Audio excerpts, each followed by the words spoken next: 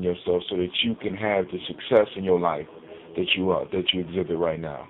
Well, I think it started when I started with this PhD program at Ohio State University. When they said I had my master's, that was fine. But a doctor in philosophy, and I said to myself, well, if I got a doctorate, that means I must know something. So I started then incorporating, even way before then, I hate to say that, Afrocentric, but it's just natural for me. Mm-hmm. The way of living, eating, and even my attitude about things. For example, I think there should be a council of elders to interview me to find out what I'm doing to maintain my relationship in the community.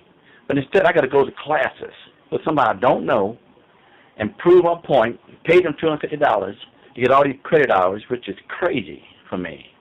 So I'm not doing that currently. But because Afrocentrically, it should be a council of elders. Anybody 50, 60, 70, I don't care, to sit down and talk to me and say, Dr. Donnelly, what have you been doing? Okay, we give you the okay to continue what you're doing. But it's not like that. But hopefully one of these days it'll be that way. Oh, it's going to be that way. Yeah. So, consequently, I've had every credential you can think of. In fact, I'm going to make one for myself.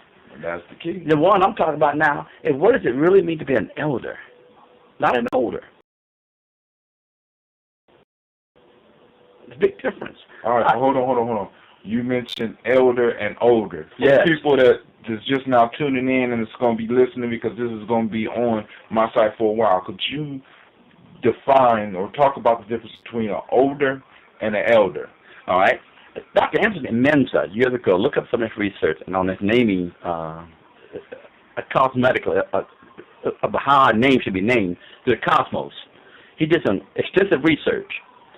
And as an elder, you should maintain or have a certain attitude about yourself. Now, an older is a person, first he starts out, an elder should be at least 55 years old, 55 on this earth, physically. And you should be able to teach and give back. But some of the folks I know in the 50s and the 60s, they are upset with, for example, our young people. And they're frustrated, and they get frustrated with me and say, when are you going to retire? I said, first of all, retirement is not in my vernacular. We never retire as Africans. I'm going. So, and retirement is a European way of dealing with industry, the bottom line. So an older is a person who takes it in, but they don't get it back. They're not at peace with themselves. They act like these young kids. It's almost like they get caught in a time warp and don't want to get elderly. Because it's different between being elderly and old. And I don't consider myself old. I mean, we used to live to be 100 in Africa. So, I mean, yeah, Devin, I'm going to call and tell you, as an elder, I'm going to be responsible. Come on, I'm ready, Devin. I'm doing an interview, too. You hear me? This is going to be an interview. But Devin? Now, so he was breaking down the difference between an older and an elder, which was important because he just took his elder responsibility and got on the phone with a brother that's supposed to be over here who's on his way over here. Now, so we kind of talked about your initiation process, the separation. Now we talk more about the separation. I want to get to your initiation. What was the process that, in a sense, the universe or you put yourself through or God put you through that allowed you to see that you was responsible for being different? I think it started with my father. Fortunately, I was there when he took his last breath on earth. And I looked at him, and I held him. And before he died, I didn't know he was going to die, but they ushered me out the room. And when I was sitting there thinking about him, it seemed like I heard him tell me, I try to set a good example for you. Do the right thing. Remember your ancestors. He said that word. I never forget it. And you be all right. And don't worry about me because you don't see me again. I said, wow.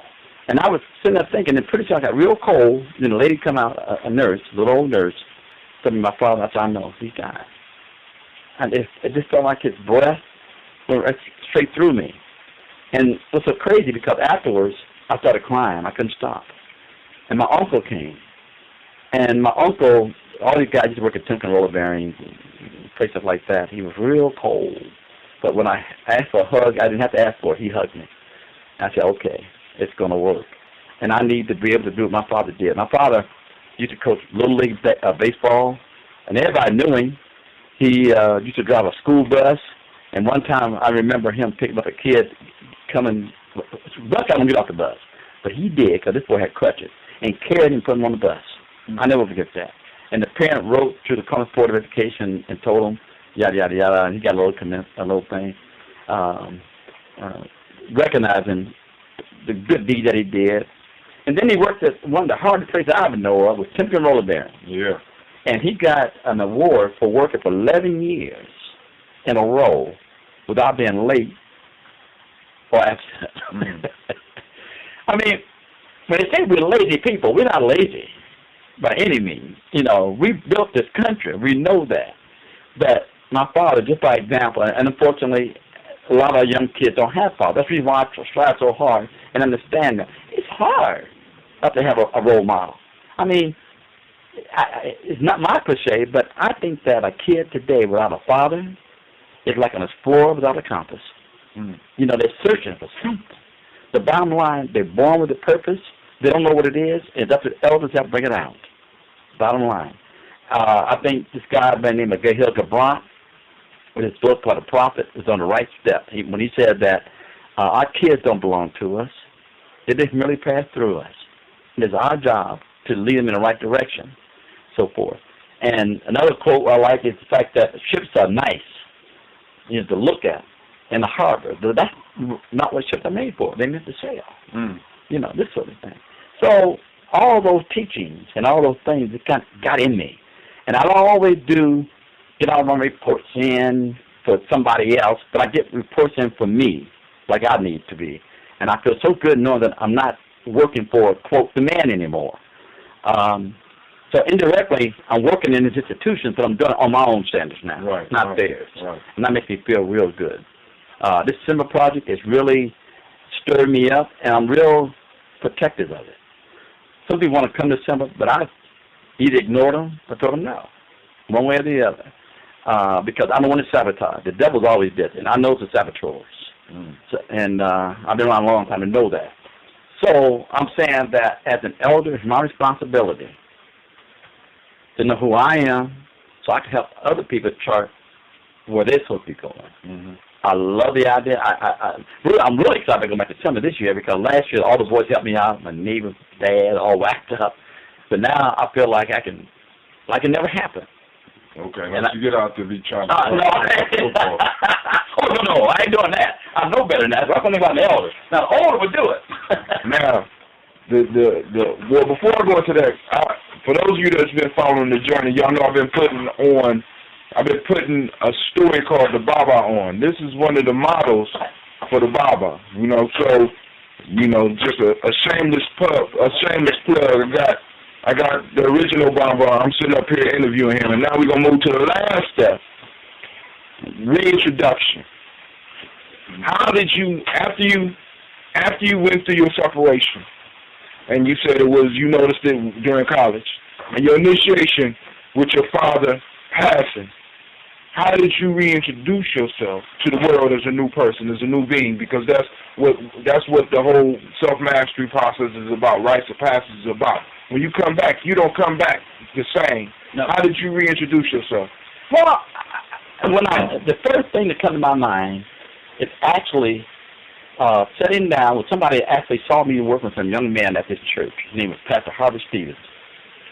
And Harvey Stevens was very progressive as a pastor. You know, he's a barber, he's a musician. And he was hip. And he just knew the Word of God and the way everybody can understand it. And he asked me, he said, I have a program called Young Men with a Future.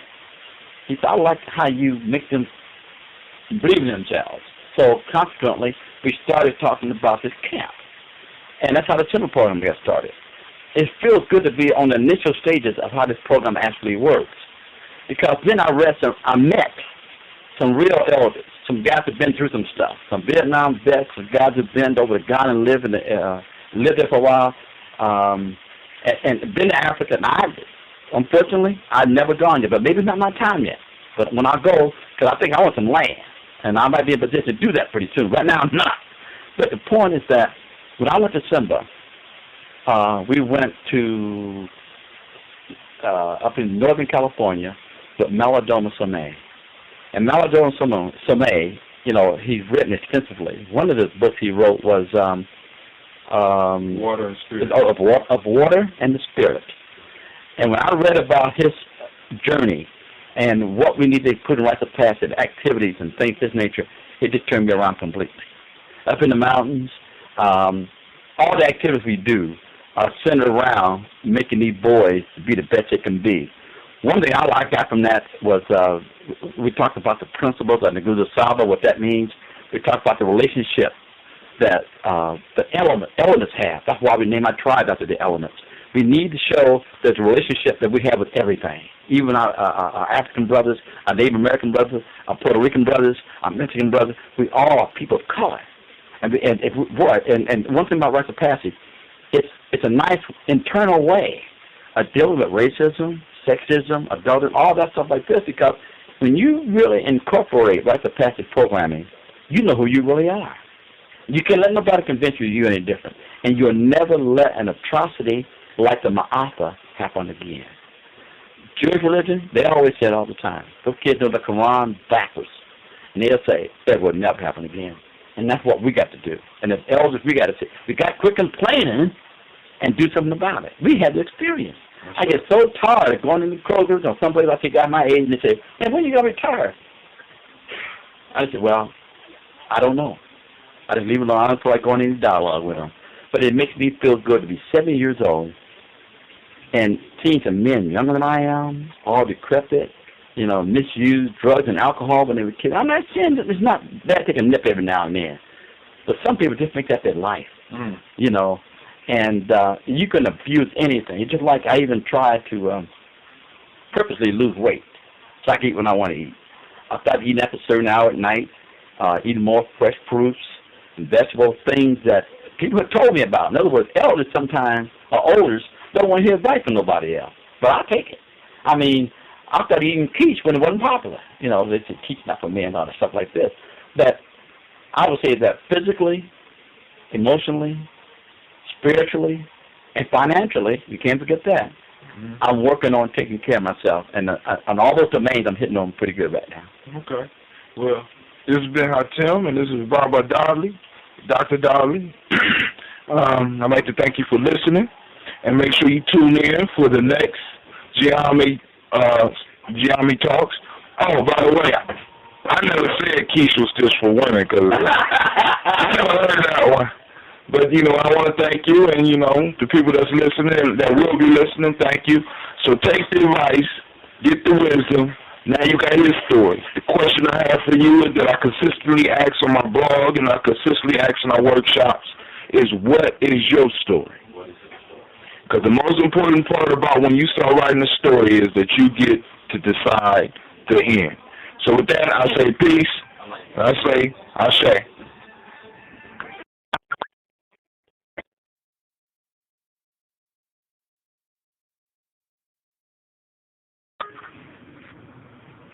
Peace. This is Brother Tim, and I'm coming to you on the Geometry journey with a new part of the journey that I'll be sharing with you. It's called Geometry Talks. And on Geometry Talks, the plan is to talk with people who have achieved a certain level of success in their life. When I talk about success, I'm not just talking about making a lot of money. I'm talking about people that make differences. So I'm going to talk to, yes, some multimillionaires. I'm going to talk to some entrepreneurs, but I'm also going to be focusing on some people who are making a difference in the places where they are. So I want you to enjoy the journey. Each talk will be between 3 and 5 minutes. I'm going to keep it short. And I'm also going to lay out the model for how it's going to roll. So listen up and so that you can understand. Earlier this week, I laid out for you the cycle of rites of passage, or the cycle of the journey, life journey, separation, initiation, reintroduction. Now, that is the process through which I will be taking the interview. We're going to find out where each one of these individuals went through their rites of passage. We're going to find out what it was in their life that caused them to be separated from what they knew so that they could do something new. And then we're going to find out in initiation. We're going to find out about their personal initiation. What secrets did they learn while they was trying to build that they could share with us to make us successful in the things that we're working on. Last but not least, where did they pick up the courage, or where did they decide to reintroduce themselves and their creation? And we'll go through this step by step, and we will analyze it, and we will be able to discuss it in the comment section of the blog. So I hope you enjoy. And with that, I say peace.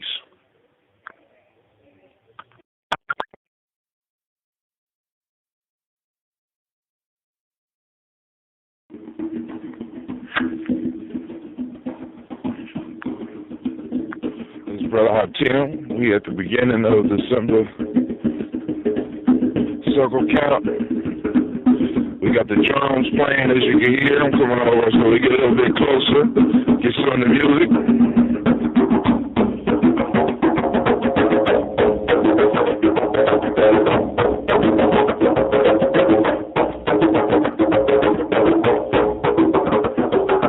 I'm about to do the libations, trying to make sure get the live on right. This is Nation Builder Training.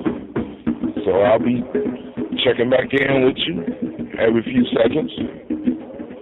So we got the Baba going around greeting people.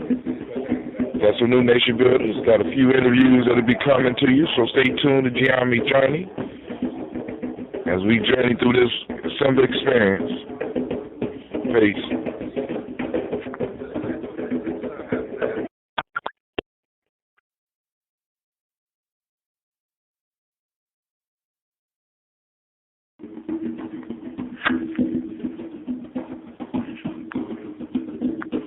Brother Hatim, we at the beginning of December circle count. We got the drums playing, as you can hear them coming over, so we get a little bit closer, get some of the music.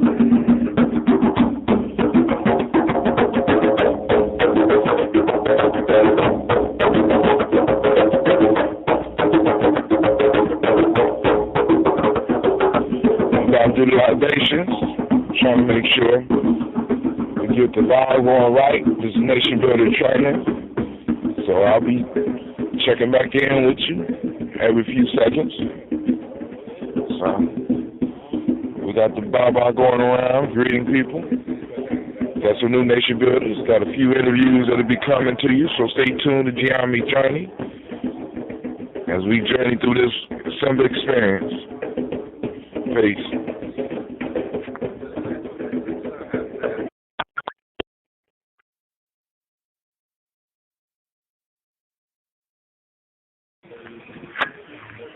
This is Hatim once again, and I'm sitting over at the Baba's house. He up here cooking us a meal. I'm about to have a meeting. We're going to December in the next couple of days, so we're trying to get things together.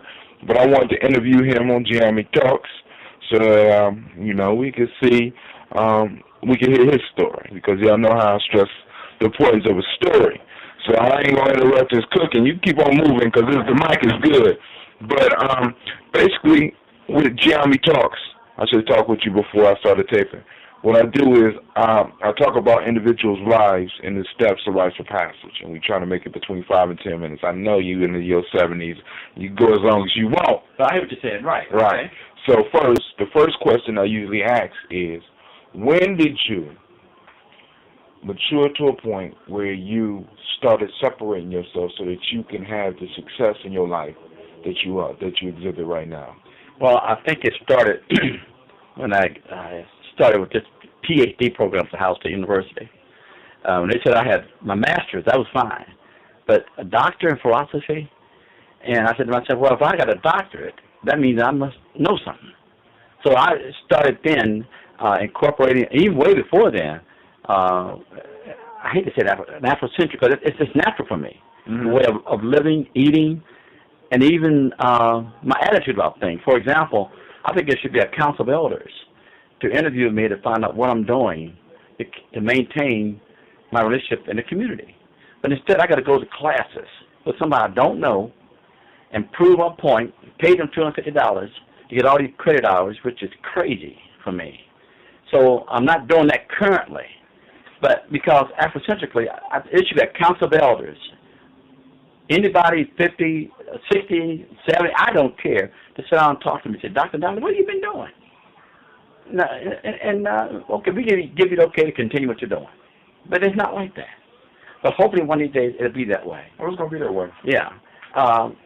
So, consequently, I've had every credential you can think of. In fact, I'm going to make one for myself. That's the key. The one I'm talking about now is, what does it really mean to be an elder, not an older? It's a big difference. All right, hold on. You mentioned elder and older. Yes. For people that's just now tuning in and it's going to be listening, because this is going to be on my site for a while, could you define or talk about the difference between an older and an elder? All right. Dr. Anthony Mensa, years ago, look up some of his research and on his naming, cosmetically, of how a name should be named to the cosmos. He did some extensive research. And as an elder, you should maintain or have a certain attitude about yourself. Now, an older is a person, first he starts out, an elder should be at least 55 years old, 55 on this earth, physically. And you should be able to teach and give back. But some of the folks I know in the 50s and the 60s, they are upset with, for example, our young people. And they're frustrated, and they get frustrated with me and say, when are you going to retire? I said, first of all, retirement is not in my vernacular. We never retire as Africans. I'm going. So, and retirement is a European way of dealing with industry, the bottom line. So an older is a person who takes it in, but they don't get it back. They're not at peace with themselves. They act like these young kids. It's almost like they get caught in a time warp and don't want to get elderly. Because there's difference between being elderly and old. And I don't consider myself old. I mean, we used to live to be 100 in Africa. So, I mean, yeah, Devin, I'm going to call and tell you, as an elder, I'm going to be responsible. Come on, I'm ready, Devin. I'm doing an interview, too. You hear me? This is going to be an interview. But Devin? Now, so he was breaking down the difference between an older and an elder, which was important because he just took his elder responsibility and got on the phone with a brother that's supposed to be over here who's on his way over here. Now, so we kind of talked about your initiation process, the separation. Now we talk more about the separation. I want to get to your initiation. What was the process that, in a sense, the universe or you put yourself through or God put you through that allowed you to see that you was responsible for being different? I think it started with my father. Fortunately, I was there when he took his last breath on earth. And I looked at him, and I held him. And before he died, I didn't know he was going to die, but they ushered me out the room. And when I was sitting there thinking about him, it seemed like I heard him tell me, I try to set a good example for you. Do the right thing. Remember your ancestors. He said that word. I never forget it. And you be all right. And don't worry about me because you don't see me again. I said, wow. And I was sitting there thinking, and pretty soon I got real cold. Then a lady come out, a nurse, a little old nurse, told me my father. I said, I know, he died.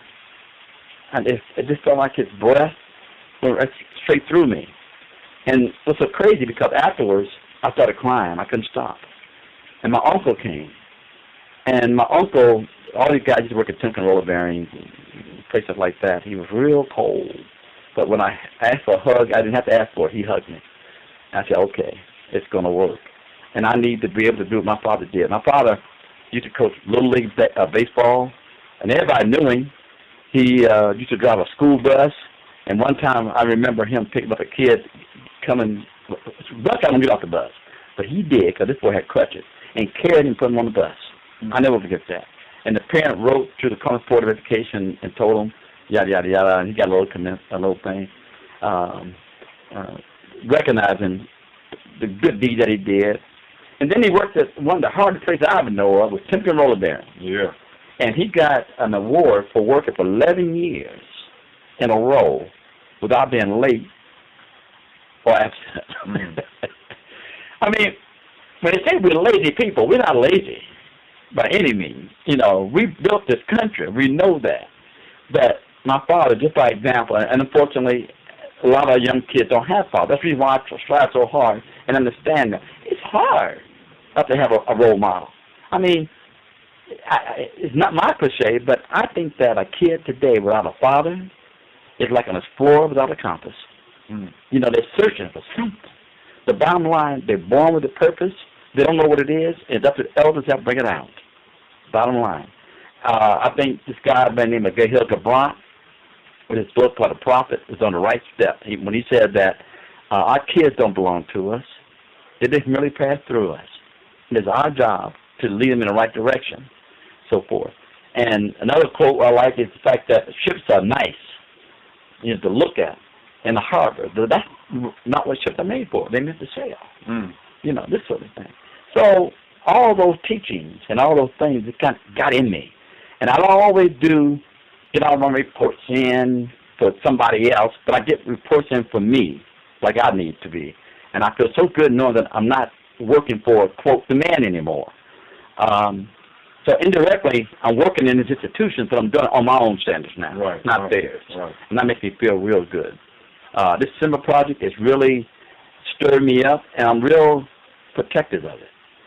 Some people want to come to Simba, but I either ignored them or told them no, one way or the other, because I don't want to sabotage. The devil's always busy, and I know the saboteurs. Mm. So, and I've been around a long time to know that. So I'm saying that as an elder, it's my responsibility to know who I am so I can help other people chart where they're supposed to be going. Mm-hmm. I love the idea. I'm really excited to go back to summer this year because last year all the boys helped me out, my neighbor's dad, all whacked up. But now I feel like it never happened. Okay, once you get out there, be trying to no, I ain't doing that. I know better than that, so I'm thinking about the elders. Now, the older would do it. Now, well, before I go into that, for those of you that's been following the journey, y'all know I've been putting a story called The Baba on. This is one of the models for the Baba, you know, so, you know, just a shameless plug. I got the original Baba. I'm sitting up here interviewing him, and now we're going to move to the last step, reintroduction. How did you, after you went through your separation, and you said you noticed it during college, and your initiation with your father passing, how did you reintroduce yourself to the world as a new person, as a new being? Because that's what the whole self-mastery process is about, rites of passage is about. When you come back, you don't come back the same. No. How did you reintroduce yourself?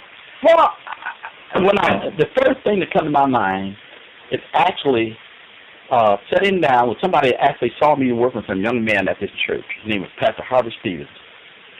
And Harvey Stevens was very progressive as a pastor. You know, he's a barber, he's a musician.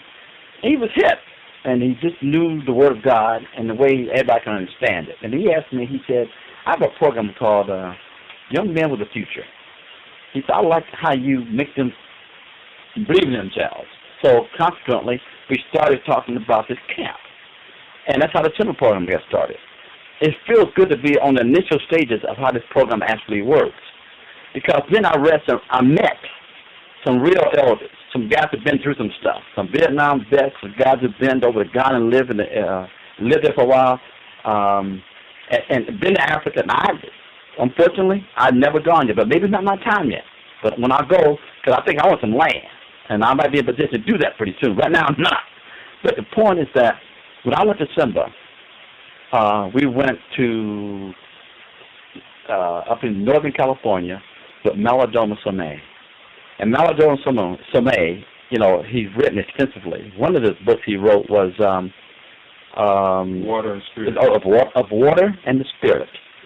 And when I read about his journey and what we need to put in rites of passage, activities and things of this nature, it just turned me around completely.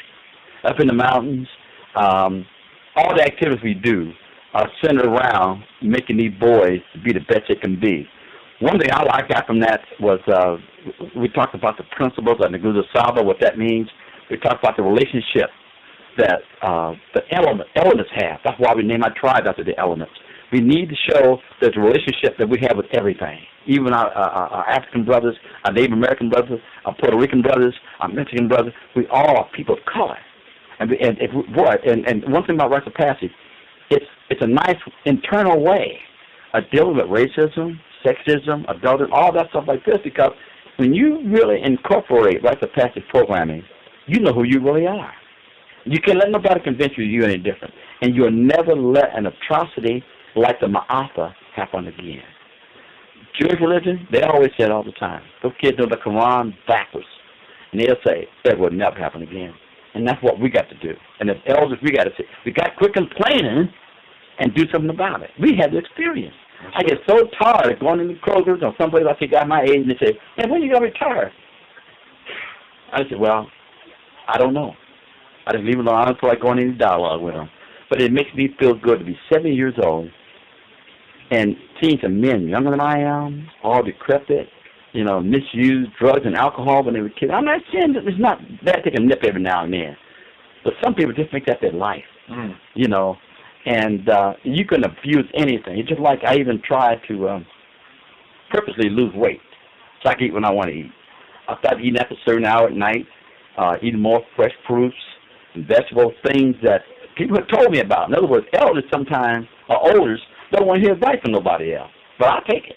I mean, I started eating quiche when it wasn't popular. They said quiche not for men and all that stuff like this. But I would say that physically, emotionally, spiritually, and financially, you can't forget that. Mm-hmm. I'm working on taking care of myself. And on all those domains, I'm hitting on pretty good right now. Okay. Well, this has been Tim, and this is Barbara Dodley, Dr. Dodley. I'd like to thank you for listening, and make sure you tune in for the next Geometry Talks. Oh, by the way, I never said quiche was just for women, because I never heard that one. But, I want to thank you, and, the people that's listening, that will be listening, thank you. So take the advice, get the wisdom. Now you got his story. The question I have for you is that I consistently ask on my blog and I consistently ask in our workshops is, what is your story? Because the most important part about when you start writing a story is that you get to decide the end. So with that, I say peace. I say Ashe.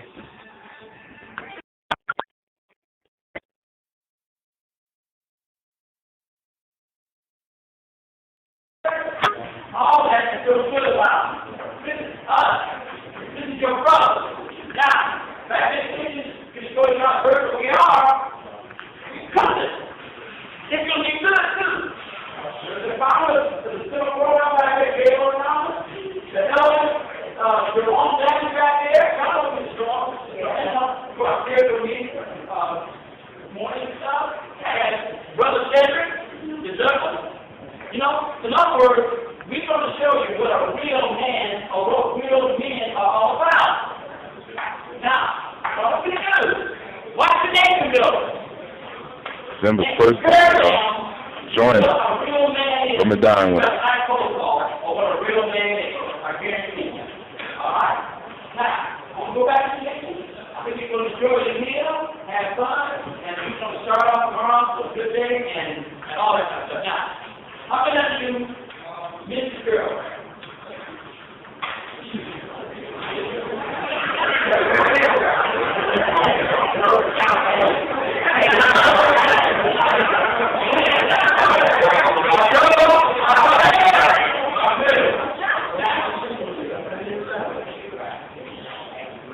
You're down here, and they do, yeah.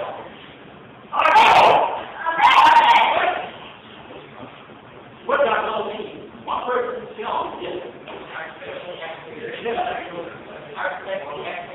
What's the key word? Absolutely.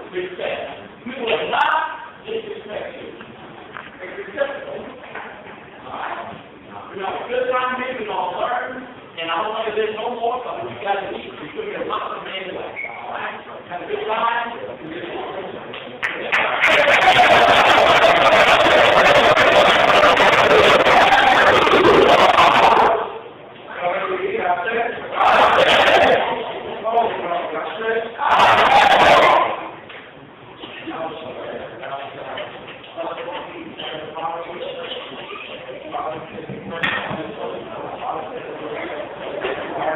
I'd like to welcome you to the Simba Nation. We're having our first meal. So hopefully you enjoy and keep tuning in. Unfortunately, I got to just sit down, so you probably get the after Simba Camp, but if you want to experience more, just keep on coming back. Jeremy Journey Radio, Jeremy Journey Blog. Peace.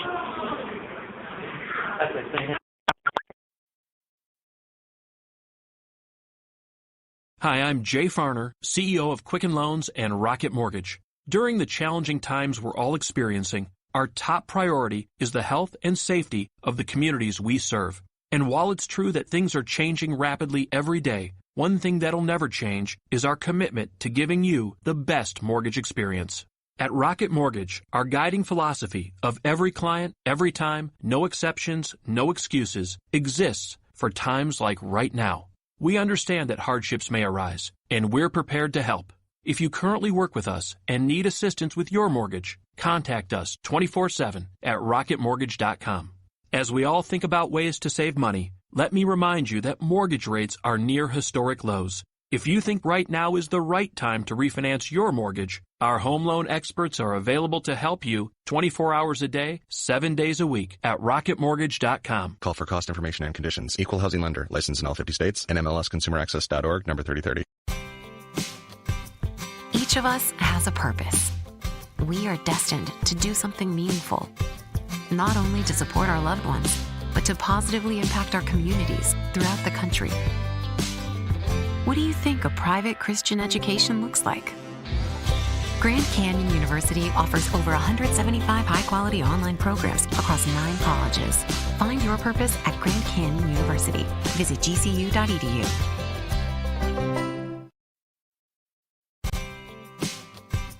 Each of us has a purpose. We are destined to do something meaningful, not only to support our loved ones, but to positively impact our communities throughout the country. What do you think a private Christian education looks like? Grand Canyon University offers over 175 high-quality online programs across 9 colleges. Find your purpose at Grand Canyon University. Visit gcu.edu. Peace, this brother Hakim once again checking back in with Jeremy Talks. I got my voice back. We're having a beautiful time in Simba. Right now I'm interviewing the head nation builder of Simba Nation. His name is Brother Chris Johnson, and of course I'm going to walk him through the process of success. We want to see and isolate what it is that he's been using in his life to get him to the point of where he is right now for success. And also, he's going to first tell us a little bit about himself. If you would, Chris, tell us a little bit about yourself. 28, graduate of Southern Illinois University. Currently working in healthcare as a radiologic technologist or CT tech at the University of Chicago Hospital. Father of a 3-year-old little girl, and just trying to figure out what's next. How did you end up working with Simba? How did you end up being a major role in Simba at this point in time in your life? I've been around since '96. Started when I was 11 years old. I don't know. I guess I just kept coming back. Being present. Simba happened at a significant time in my life, and I don't know, anything that matters, you kind of just keep doing. I say. Now, here we go. For those that this is your first time listening, in our interview process, as far as you hear me talk, we take people through the steps, the very same steps of rites of passage. So I'm going to start, of course, with the beginning. Chris, what was it in your life that caused the separation. And when I speak of separation, I'm talking about that point in time in your life where you decided you had to do something different so that your life would not end up like many of the people that you may know, where you was able to begin when you separated yourself and started learning different things that help elevate you into the place where you are in your life right now. I think when I think even as a child, I always wanted to be successful. Not that life was unsuccessful. It was just, I don't know when it happened, but just reality set in real early. Like, I knew that I wanted a house and a family and a car and, you know, just all the things that most people might consider make life normal. It was just, I guess, establishing a goal and then recognizing the steps that I needed to accomplish in order to obtain that goal. I knew that a house just wasn't going to create itself. So, you know, I had to get a job, and prior to that, I had to secure education. Prior to that, I had to secure an opportunity at college. So it was just following, I guess, the steps that just occur in that process. Okay. So it's like you said, you basically was almost born with a drive. Mm-hmm. Okay, so it was there already. So in a sense, you kind of grew up differently than a lot of people that was around. You might have been looking at things a little bit more serious when you was younger than a lot of people your age. I don't think my upbringing was any different. It was just I've been told as a child that I kind of had an old soul. Okay. Certain things just didn't appeal to me as a kid. I think all children know right from wrong, but the desire to do right may not necessarily exist with every young person. Just like many of the Decembers now, you know, there was no significant male presence in my life. I was raised by my mother. And pretty much everything I learned was from my mother or from witnessing the things that were going on around me. I guess to my mother's credit, you know, I kind of stayed active. She was always willing to find different things for me to be involved in, whether it was Simba or basketball or, you know, things like that. And then there came a point, just like every young man, where you have to make decisions for yourself. There was definitely plenty of opportunity for me to get into many different negative things because my mom, you know, left from work at 6 and probably didn't make it home till 8, 9 o'clock at night. And in between the time school got out, if I chose to go to school and she got, you know, home, there was more than enough time for me to get into anything. All right, so we talked about the separation phase. Now, in rites of passage, or in self-mastery, or in the hero's journey, all of them are basically the same thing for my listeners. There is always a mentor or some mentors or something that rises up to help give you guidance. What was that thing that rose up in your life, or that individual, or whatever it was, that acted as a mentor, that helped guide you towards your personal development process? Oh, wow, that's a heavy question. I guess there was a series of events. It you know, maybe started with when my best friend's coming up. You know, his father was the pastor of our church, so it was like an opportunity for me to have. I think, you know, I was 11 years old, a significant male influence, and then I was introduced to Simba. You know, in this process with just different, not one individual, but just the series of events that was happening, understanding the process. And then I think there were some people that also failed me in my life, people who I put on a pedestal because I thought, you know, they mattered to me. And after things didn't turn out, you know, maybe the way they should, it was just kind of a reality check. You know, I never wanted to be a failure to anybody who would look up to me. Okay. So it was just, again, just that state of consciousness where I wouldn't allow myself to do certain things because I was always conscious of who might be watching me. Right. So it was just those things that, just that sense of awareness. And, as I got older, I've been, been better able to discern different things and learn different things. And I think that have helped me to grow and mature into the person I think I've become. Okay. All right, so now we moved past the mentor phase, and we're moving into the initiation phase. Now, this is where the individual during this process, because we go through these things several different times in our lives, but I want you to think about the most prominent initiation phase in your life, and this is where, in a sense, you are challenged, you run up against obstacles, and from these obstacles, you learn the secrets to personal success. You learn the secrets to who you are.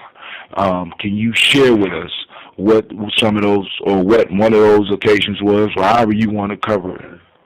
Yeah, I definitely know that one of the most significant experiences happened. Everybody remembers where they were when 9/11 hit. And I remember leading up to September 11th, I think it was February 21st is when I had registered for the National Guard. I remember toward the end of my senior year of high school, my mom was just pretty much like, I can't afford for you to do the type of non-work you did in high school and college. And to me, the message was clear. You had to make your way for school. The National Guard presented an opportunity for me to be able to pay for college. And so I did it. And I remember it might have been the 12th, we woke up maybe 2, 3 in the morning, a little bit earlier than we had normally gotten out, and they had some colonel that came to talk to us, and just pretty much told us, all the training that we were doing, we might have to really use at some point. And I remember the guys around, we were all 17, 18 years old, fresh out of high school, and a lot of guys just quit because they never really saw themselves, just like myself, when I first enlisted in the military, I thought that this was like the greatest country and nobody would ever do anything to us. And then when it finally happened, it was just like, wow, the possibility exists for me to be in war. And it was like, there was a conflict. It was, do I stay in and secure this money for school, or do I get out and try to just live my life like everybody else? And I just held on, and I remember later on that morning just praying to God, if he gave me the opportunity to survive, that I would do whatever I could to make a difference once I got a chance to get back home. It's a covenant that I made with myself, and I think my actions are just a result of me maintaining that process. And I really think that was by far, I'll never forget that moment. Mm-hmm. And I think that was by far the most significant thing that happened to me to kind of drive me on this path. And I tell people all the time, all I'm doing is just kind of repaying my debt, because it was a promise that once I made it out, that I would turn around and reach back. If God gave me, the ability of my limbs, that I would do what I could to, make a substantial difference. All right, now we're in the last phase where we move to the reintroduction. Usually when we start making these changes in our lives and we make these covenants like you made a covenant, a lot of people, when we present ourselves to the world, they want to see us as the old Chris or the old High Tim or the old Kelvin or the old Gaylord. How did you maintain your promise and in the midst of people expecting you to be the same old Chris? One, I never had a problem with the old Chris. Okay. Even, as a shorty, and I say it, humbly, I feel like I was born to lead. Okay. It was just, amongst friends, I was the one who was either leading us into something right or scheming something wrong. I've never been a follower. I've never had problems just not being myself. Okay. And I think those that know me best, it does not surprise them to see me living in the matter, that I live. It may surprise me to know the amount of time that I spend doing what I do, or the level of sincerity that I have with the things I do. You know, with Simba and the basketball team, and running a program, you know, where I invite kids to the hospital to show them around. And what I do, I just feel like we're at war at this point, you know, and there are a lot of different armies that are trying to help us win. And regardless of whose name is on the top of the page, at the end of the day, I just want to see, you know, people succeed. This has been Brother Hakim, and I'm sitting up here with Brother Chris. I hope you enjoyed the interview, and if you like this one, check out some of the other ones from December Nation, as well as from some of the other people that I'm re-interviewing about success.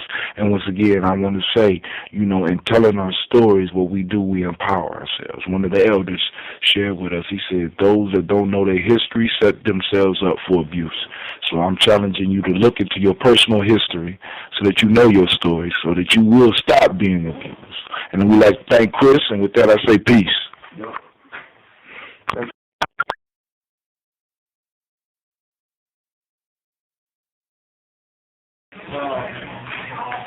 Check 1, 2, hey, this is Hakim. Once again, coming at you with Giami Talk. I'm sitting here with Brother Deshaun. He's royal in the Giami tribe. He's also going to be assisting up at the Simba camp, and he's a major player here in Columbus. A young man. I know it's kind of strange that I'm opening up these interviews with a young man, but I want to see what things are going through a young person's mind that make them make the changes in their life that Brother Deshaun has. Brother Deshaun, if you would, tell us a little bit about yourself. My name is Deshaun. I'm 18. I'm a senior.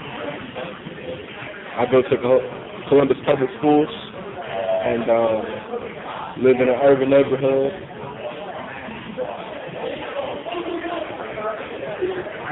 All right, thanks, Deshaun. Now, check this out. This is the line of questioning. But before we get into the line of questioning for Giami Talks, you just went to a convention in Boston, if I'm not correct, for the Urban League. Could you tell us a little bit about that, please? Yes, I went to the National Urban League Youth Summit. Different affiliates from over the world, all together in one place. So while I was there, I met some people from Alaska. So, you know, when they left, the population in Alaska went down 0%. Okay. At the conference, met many people, politicians, actors, people in government.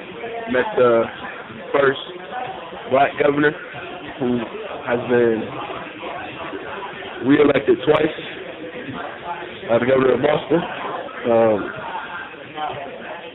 Stayed 5 days on Northeastern campus. Had a good time while I was at the conference. All right, cool. Right on line of questioning. Now, this is what's key for me. First off, one more thing. How long have you been involved with Urban Warriors, Giami Tribe, and Simba? It's been about 4 years. All right, now this is the question, because you know in our lessons we talk about the process of self-mastery, and of course, you know, for those of us out there listening, self-mastery is nothing but another name for what traditional people call rites of passage. So, what led you in your life to the point to where you wanted to separate yourself from what everybody else was doing? Because at some point in time, you had to decide, I'm going to sit down and listen to how Kim run his mouth for about 35 minutes, because I might be able to get something out of this. What was it in your life that caused you to separate yourself from the things that you were doing? Because that's the first step in self-mastery, separating yourself. So how did you separate yourself? What was it? I changed my thought process, started hanging around different people, opened up to new things. Lost a couple friends in the process. Networking is key. If you're not networking, you're never working at all. Networking is a big piece of it. So when separating myself, I just started networking. How can I better myself by the relationships I build? So in a sense, you decided that you was going to invest more time in relationships rather than maybe some foolishness that somebody at 14 might be involved in. Yes. Okay. All right, cool. Now the next phase, next step, so we get through this interview, is initiation. Well, what do you consider was your personal initiation? What secrets did you find on your journey that make it possible for you to be successful? Although you're not rich and wealthy and what a lot of people compare with success, I'm saying you're successful because you're able to help maintain the Giami tribe. You're a major organizer with that. You're a major organizer with the Urban Warriors, and you're a major organizer for our chapter with Simba. Can you please tell me what was the initiation for you, and what were some of the secrets that you found that was useful to you? The people that I had surrounding me. One night during my initiation phase, in the middle of nowhere, a group of people, and the person closest to me, which is one of my best friends, still is, made a statement during our phase, and he was like,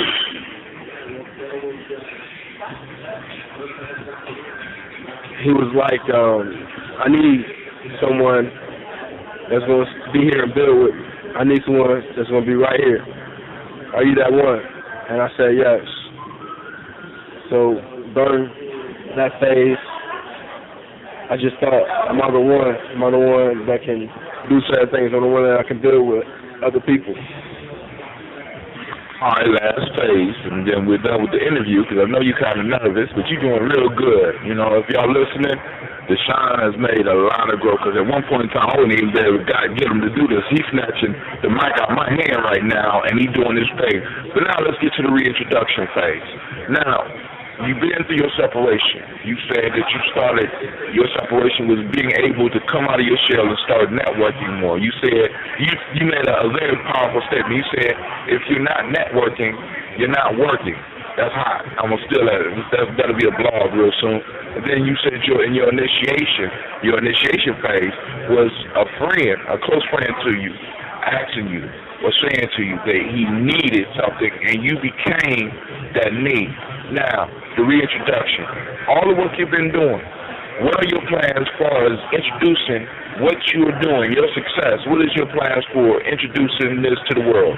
It's time for you to be reintroduced to society. You made it through your initiation phase. How do you plan? How will you expose what you're doing to the world? I started a blog. The name of my blog is The Warrior's Way. Many people are on a path. They don't know where that path is going. A warrior's path is always to greatness. Next, I'm feeling the whole radio, so that may be next. Newspaper. Social media is becoming very big now, so that's always going to be a part of it. Spreading the word to people in the community, and that's about it. I'd like to thank you, Deshaun, for tuning in and being willing to be my first interview. I know y'all find it kind of strange, but I thought it would be appropriate for me to start with somebody that's young, that's out there doing it. So this is Giami Talks. I'd like to thank you for listening, and with that, I say peace.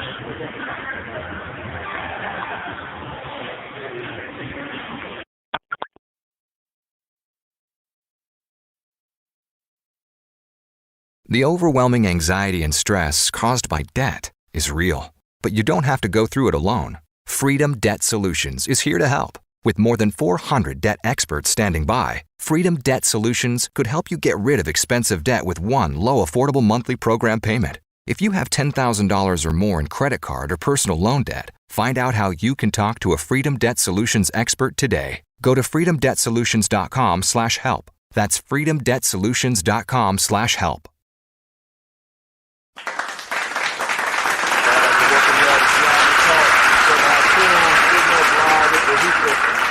Got my daughter Afua, I got her friend Keisha, and I also got my other daughter Mahel just sitting up in the spot. We're gonna have a nice little lively conversation because we all just getting back from journeys. But first, I just want to send out a shout to Oxy Water, and as well as the Gypsy Lounge, because they sponsoring this little live chat that we got going on right here, right now. So if you're not catching it live, catch it on my podcast. So with that, I'm about to jump right into it. First off, I just got back from Simba and I'm feeling good. And I'm glad to be here to be able to talk with you. I got my voice back and I'm ready to get it popping. Yeah, they buzzing me about the hookah, thinking I ain't gonna bring it up. Everybody say I use the hookah too much, but that's cool. I'm gonna pass the hookah, but first I'm gonna introduce my daughter Fua, and she gonna get up here. Maybe she might drop a poem for us, maybe she won't. It's all on her. But the thing that I am gonna say is I do want her to tell us a little bit about the little journey that she just came back from. Cause she looking all refreshed, she got a fresh new haircut, and I want the world to hear my beautiful daughter. So hold on, hey, man. Hold up. Here's a Fua up on the mic. Fua, share with us, if you would, what it was like. First, tell us where you were. I was in Boston, Massachusetts for the National Poetry Slam. It was an amazing experience. All the poets were absolutely dope.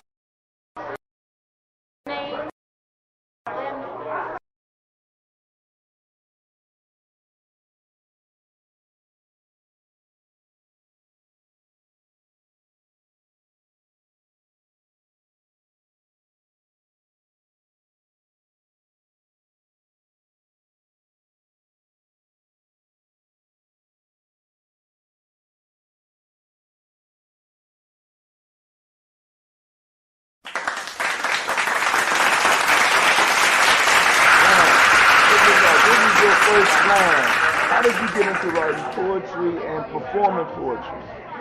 I started writing at such a young age. I was probably writing in my mother's womb. No, seriously. I started... Was you writing on the placenta? Absolutely, getting my calligraphy on. But, no, seriously. I started writing when I was about 9. I was entered into a poetry competition, a MLK poetry competition. I placed around 5th place, and I loved it ever since. I've been writing ever since. I just got into slam poetry writing within the past year. But yeah, it's been a wonderful experience, great journey. If you would, for all my listeners out there, because I always talk about processes, can you explain the process and how and share the process with which you write? The process. The process, because when we identify the processes, it allows us to perfect them and become the best at what we do. So if you would, share with us the process that you go through the writing while we sitting up here at the Hookah Lounge. Once again, I'm sending shouts out to the Oxy Water for allowing us this time to do this, because this costs money, Well, first I pick up a pen. That's very basic.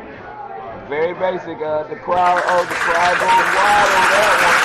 You said first, so you said in order to write, you first have to pick up a pen. Absolutely. And then the creative juices. That's why my shit ain't been coming out right. And then the creative juices get flowing. Nah, seriously. Hold on. God damn it. Oh, go ahead. Keep on going. I don't know. I draw my inspiration from many places.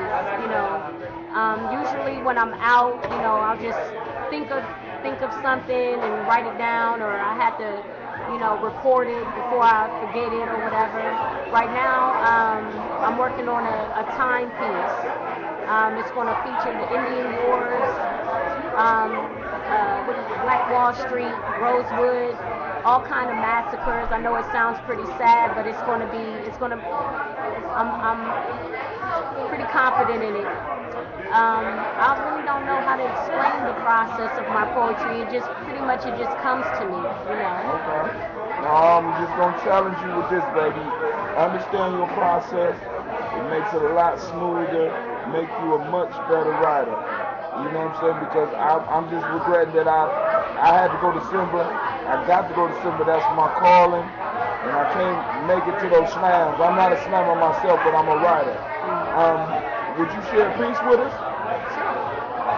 Give him the mic, baby.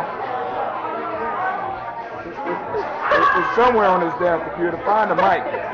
Okay, Talk loud. this piece is called Lotus Blossom. I wrote this a couple months ago, specifically for Slam, and here it goes.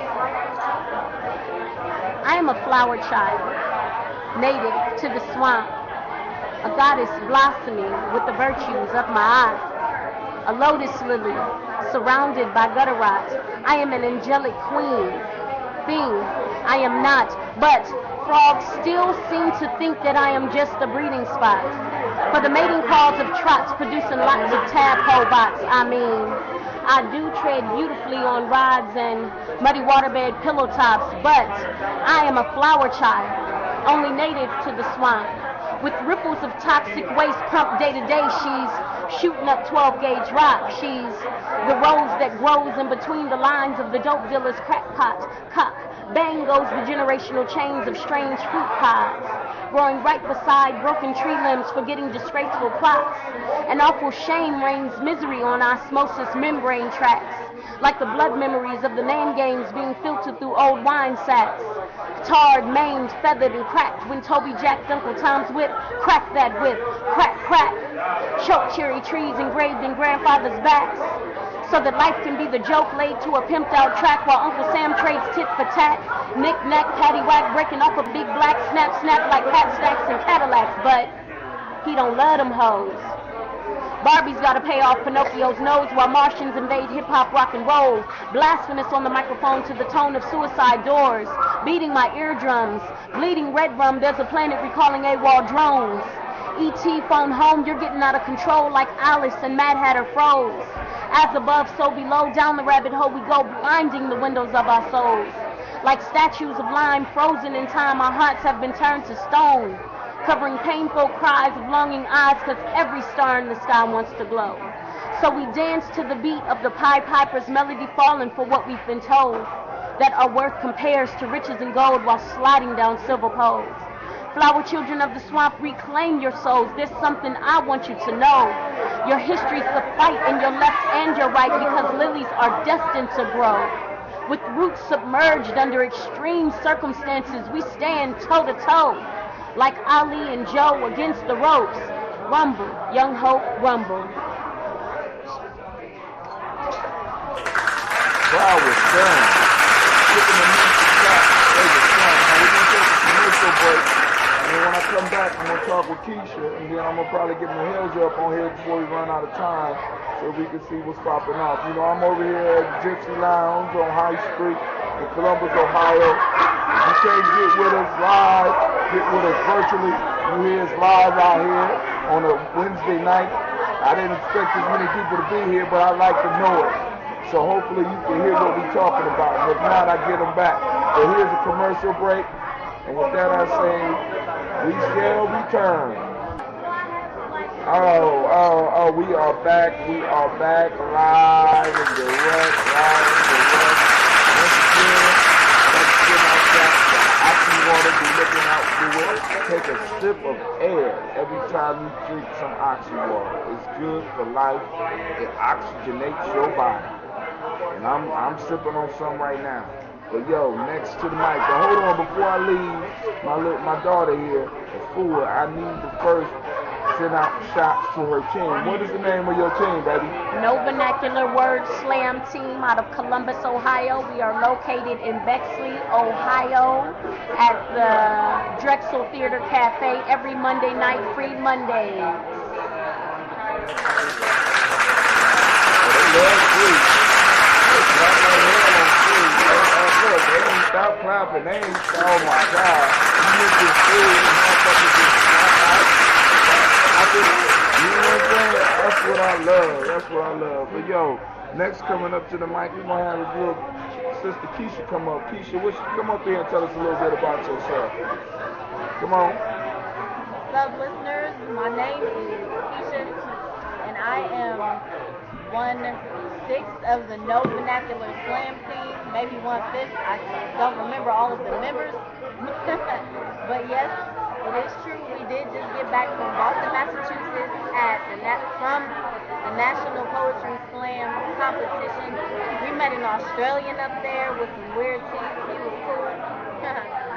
What else? We slammed. We did not win, but it was all good. The experience is what counts. We met this wonderful artist named Ayoka. Her music is dope. We got free CD. You know we bumping it. And that's pretty much it. All right, now check this out. Give me one event or one poem that touched you while you were up there at the slam competition. Because as artists, we grow from each other. So give me something that hit you. Come on up to the mic. Honestly, I can't name one specific thing because I don't remember everyone's names or the titles of their poems, but I can honestly say that when you go to a place with that many poets, everything will rock you. Everything will make you want to take your hat off and just say, wow, you are an artist. So honestly, that's probably not good for the show, but I can't name anyone specific. There were a ton of dope artists. Cool. Now, did it make your art better by being around that many artists? Definitely, because if nothing else, it taught me that I need to hone my art. Just being around those people, seeing their forms of expression makes me want to tighten up my own form of expression. Basically, just taking that pen to that paper, like Mr. Fu was there earlier, that's all it takes. Look, I'm with you on that because I wrote a book called Poetry is My Religion, and I'm like, it's like, if you're going to be good at it, it's something you got to dedicate yourself wholeheartedly to. Because the muses will abandon you if you do not. So be aware of that. Now check this out. Give us an idea of your writing process. What is the process you go through when you lay it down? You know what I'm saying? And we already know, if who already told us that it all starts with a pen in your hand, but take us a little bit deeper. I want y'all to get deeper because this is a spiritual show. I want people to get to the roots of what makes somebody successful at what they're doing. And just by y'all being able to go to a slam and being able to be around that many people, this is a mark of success in your life, at least for me. So go ahead, break it down for me.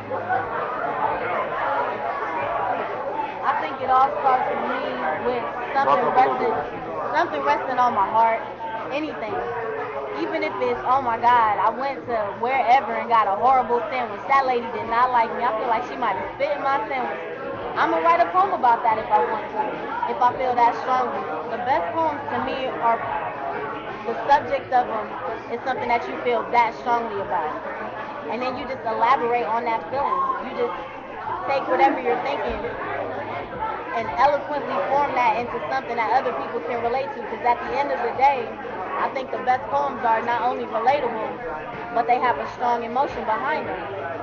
So if I can relate to your poem, and I feel like your emotions behind it are strong, then you've already sold me, and that's my goal, to try to express that to people. I don't want to give anybody something fake, something that I wouldn't even want to listen to. So that's my process. Just think about something, see how I feel about it.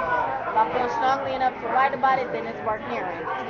Word. Now this young lady told me, I'm shy, I don't want to get on the mic. She just got up there and spit. Hey man, if I have to. That's what I'm saying. Now check this out. Why don't you share one of your pieces with us? I'm not that. Oh my God, now she said when you just got that slamming. No.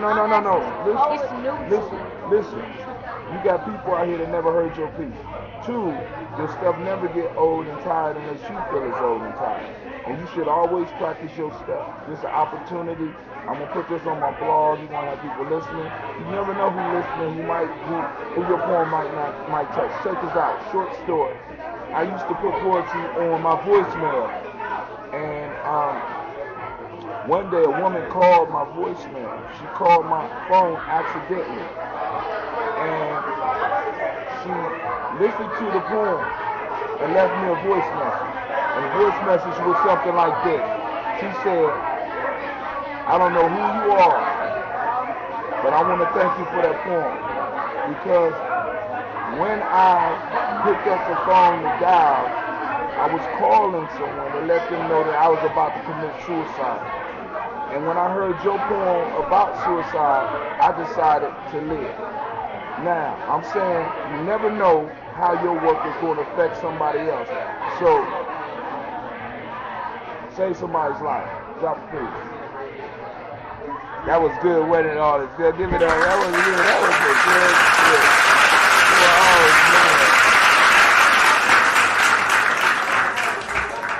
Alright, this poem is about how I feel about television. Here it goes. I hate watching the news. I have no interest in ingesting already chewy food.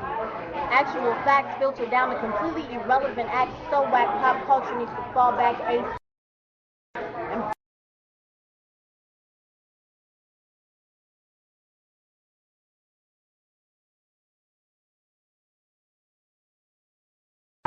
Can I trade this pump in exchange for some real ish?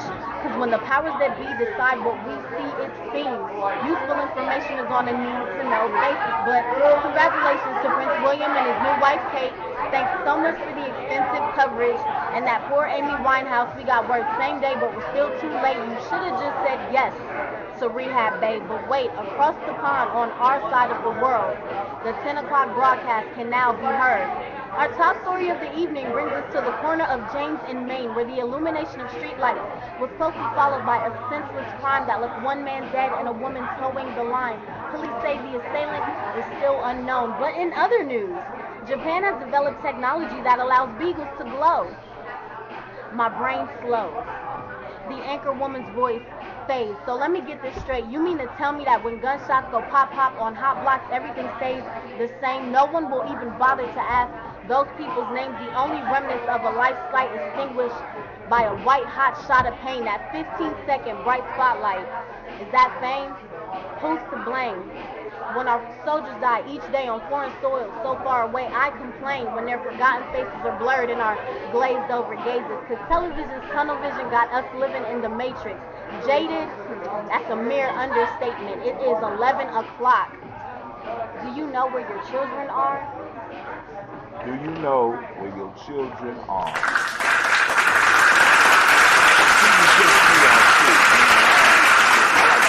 I'm watching cartoons now. I'm just there with the news. All right, this is a new segment I just came up with while she was doing her poetry. I know she probably won't participate, but I'm gonna try to get her to go inside herself, get my daughter to go inside herself. We're gonna do a little short freestyle here. It's called Coin Drop. We got sound effects. Hold on.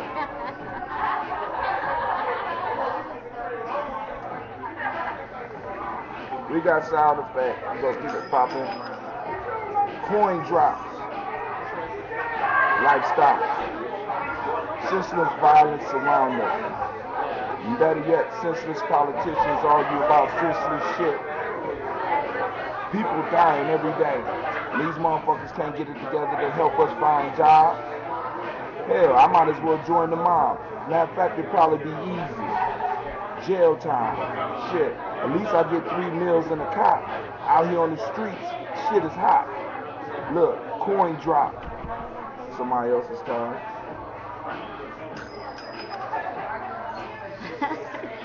Did you really just do your heart?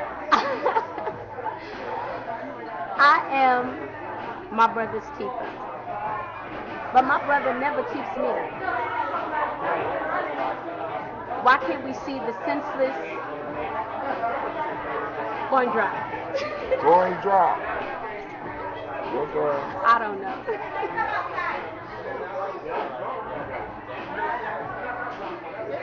There you go. Coin drops against the hard concrete. In this jungle, we trying to eat, but we struggling to sleep, laying on our pillows at night. It's no wonder why we fight each other, but we can't see the light. It's a shame. Out here in these streets, when a coin drops, everyone feels the pain. Don't drop the ball though. It's a game. When that coin drops, coin drops, heads or tails. No one knows. Price of street sales. Hell, I feel like I'm on an auction block. As motherfuckers sell my life like they selling rocks. Politicians, please listen, and understand that the shit you do in Washington does not affect the common man. I am fucked up out here. I need some help. Can somebody please give me a hand? Lift me up. It's almost ironic that my life is like a coin drop as it hit the concrete. I don't know what's going to happen. I don't know whether I'm going to eat. I don't know whether the day is going to be good or bad. But the coin drop and somebody else got to take this line. The coin drop. You got it. Come on, coin drop. I look outside and see the sky. I want to rhyme.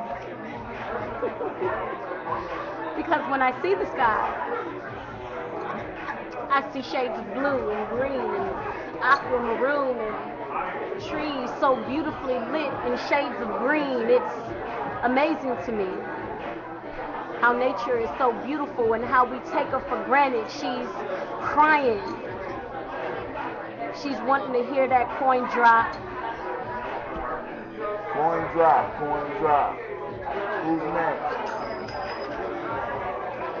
Did you hear that coin drop? It hit the ground, but it should have went in my pocket. See, I got an empty wallet. Nah, that ain't what it's about. See, I'm working real hard trying to put food in my mouth, but it's all good. Because I know God got me. It's all good. Never stressed out, B. When that coin drops, I'll catch it.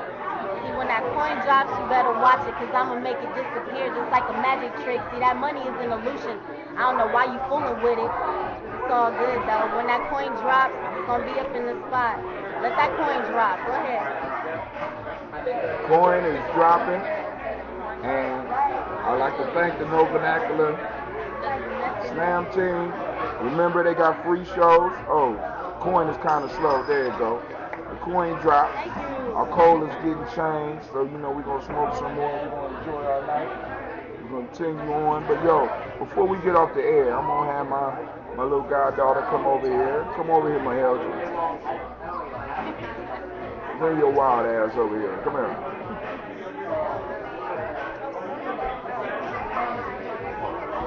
This is my little dandelion here, because she grows through concrete and all that, you know what I'm saying? So, and a young star rising. So, Mr. Hells, tell us a little bit about yourself. Since you're up in here smoking with us. Well,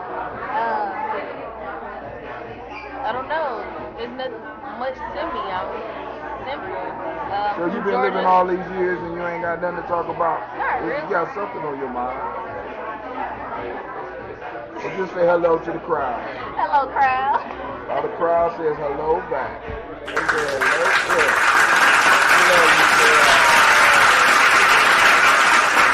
We love you. So, yo, that's it for this show.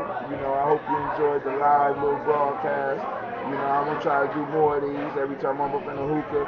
Do something like this, dropping it. And I want to make sure you know who's helping sponsor this. I'm sitting up here at the Gypsy Lounge, Columbus, Ohio. The actually it's the Gypsy Cafe. They allow me to do my self-mastery classes, so I want to send shouts out to them. I want to send shouts out to my brothers up there at Oxywater, who's also supporting the work that I do. I want to send shouts out to the Simba Nation. I especially want to send shouts out to my tribe, at least those that are hanging on. So with that, I'm going to go, we're going to fade out, we're going to allow a commercial to come in, and with that, Brother Hatim is saying, peace, y'all. Peace, y'all. Thank you.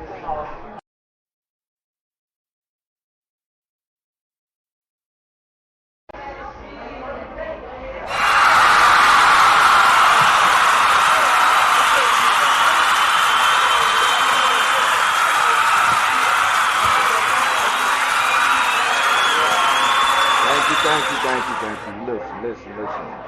Look, I'm still live here at the hookah, although I'm podcasting this. So once again, I gotta send out shouts to my brothers at Oxy Water. You know, we're gonna be pushing that shit like crack. You know what I'm saying?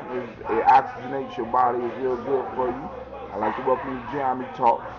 I'm sitting live at the Hookah Lounge, Gypsy Lounge on High Street, and I'm just here right now to share some of the things, or some of the things about Simba. But before I get into Simba, I first want to state this.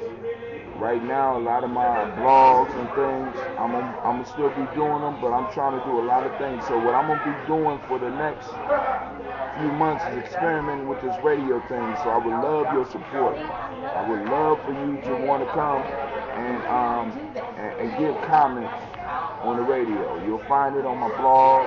You'll find it on my tweets. You'll find it on my Facebook, as well as I will continue writing for those that enjoy the proverbs and some of the other things that I'll be dropping. So feel free to comment. You know what I'm saying? Because if you're listening, I consider you part of my extended family, part of my tribe. You know, I'm sitting at the hookah lounge, so people gonna be bothering me about the hookah while I'm trying to keep my train of thought. But that's cool. I still love them.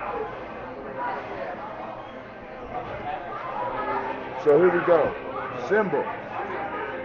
This year was one of the best years we ever had, and for me, it was an eye-opener because I'm switching from a nation builder mode to a nation maintainer mode. And what does that mean? You know, of course, a nation builder is somebody that builds a nation. What is a nation? A nation is a stable, historically developed community of people with territory, economic life, and distinctive culture. Oh, I can't forget language in common. So, being a nation maintainer is somebody that maintains the culture, maintains the language, develops and maintains the economic life, and protects and maintains and helps the territory grow. Now, one of the major issues that I'm noticing with my nation is that we have to focus a little bit more on fundraising. So you will notice a lot of my blogs and a lot of my commentaries that I'm gonna have is about being able to raise funds so that we can keep something like Simba going. This year we had 84 young black men and about 25 nation builders or older black men, including elders, come together and make sure that these kids is taken care of. This is a worthy cause.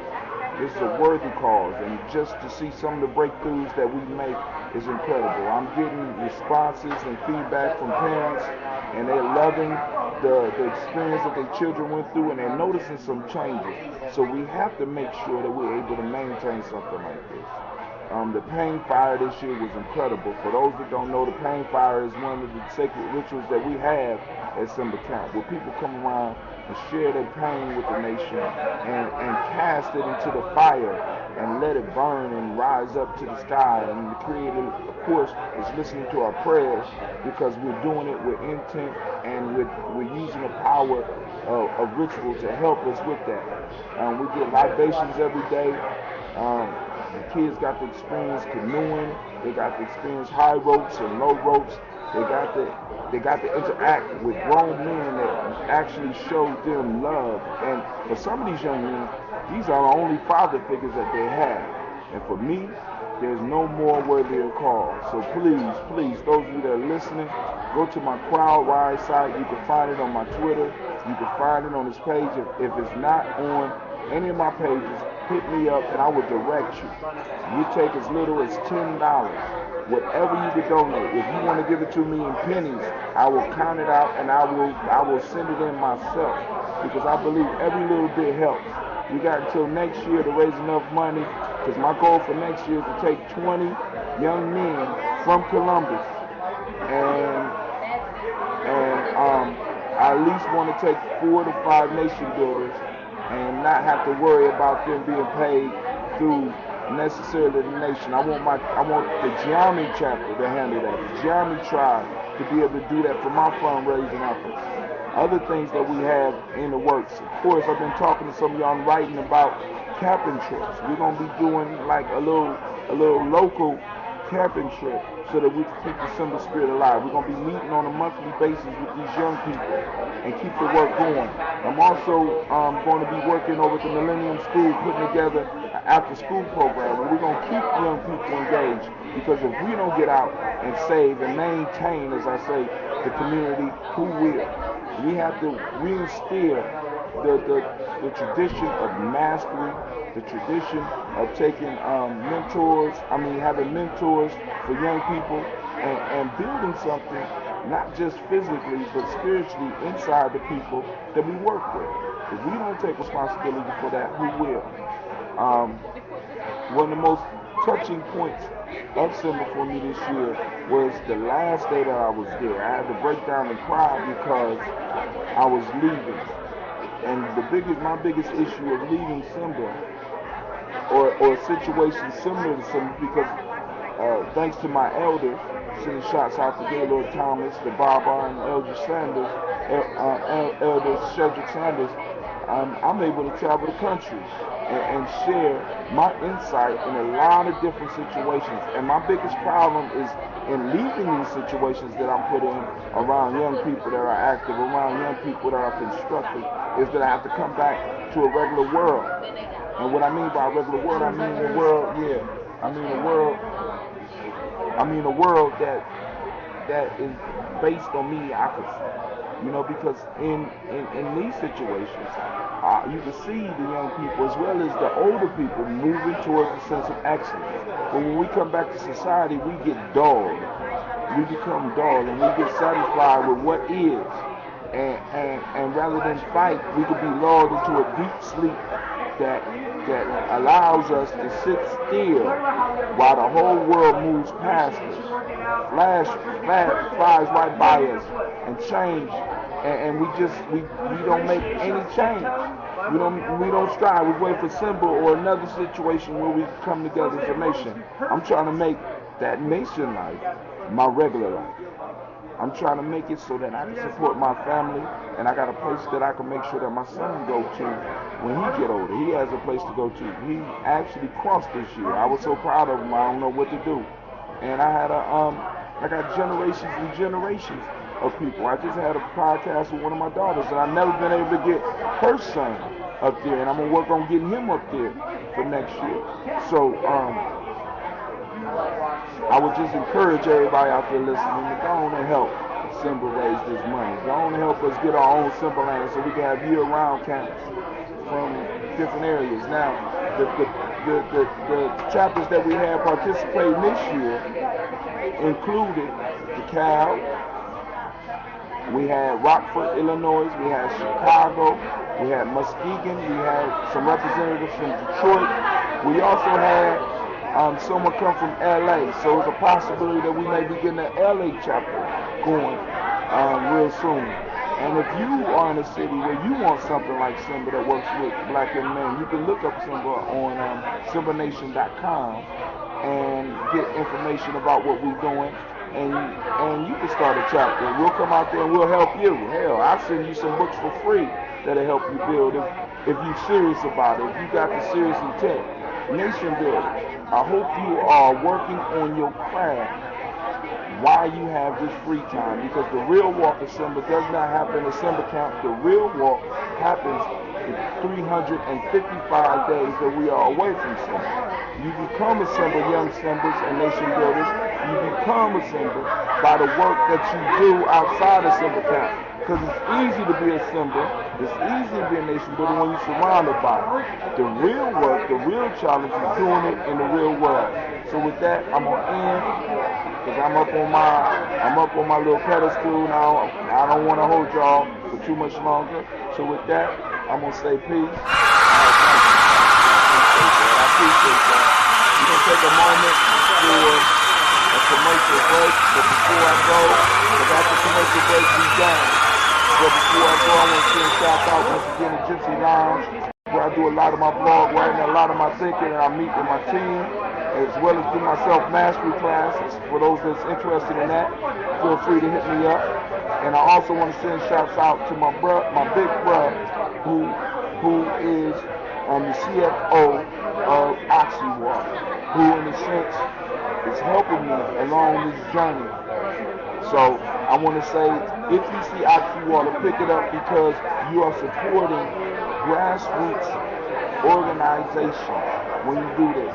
Because the brothers that's running it have a good heart. They want to see a positive change in the world. Not just for black people, but for all people. Because that's the ultimate goal. Because when we improve our lot in life, we can't help but to improve everybody.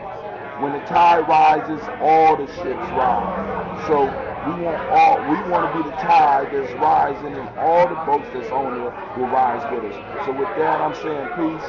And this is Brother Hatim. And thank you for tuning in to Gianni Talk on my Gianni Journey Radio. I like to send shouts out and love. With that, I say peace.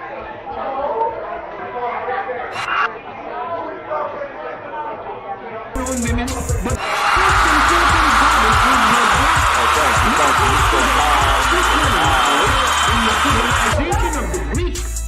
the Greek was so profoundly affected by the Africans that the goddess of chastity was a black woman, Artemis. The goddess of wisdom was a black woman, Minerva.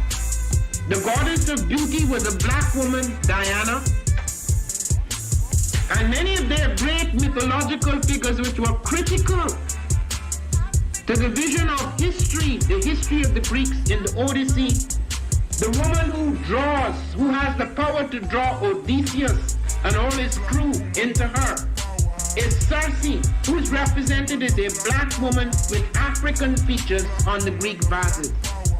The woman who helps Jason win the Golden Fleece is a black woman, Medea. The woman who marries Perseus, the Greek hero, is a